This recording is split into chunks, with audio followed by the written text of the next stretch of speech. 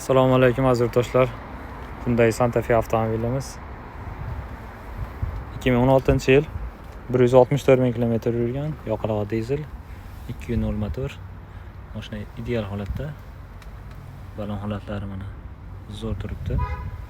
Mashinaning avariyasi yo'q, kirasiga teggan joyi yo'q. Ideal holatda mashina.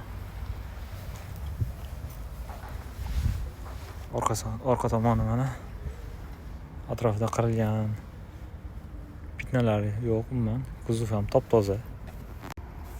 Mashina vashshe klass holatda Santa Fe. Santa Fe'ni yaxshi ko'radiganlarga video sekin tashlab yuboramiz. 2016-yil 164 ming yurgan dizel. Orqa sidnasi isiydi. Salon pokiza. Atmosferakalari bor. Sport rejim, eco rejim. Domniga qo'yib qo'yganda rul isiydi.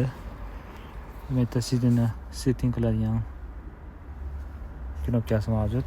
Sidinasi elektronli sidina, sovutadi, isitadi sidinalar oldisi. Black box, high pace, mashinaning hamma narsasi bor. Start stop. Narxi 11 million 600 ming won. Kimga kerak bo'lsa aloqa qilib qo'yasizlar.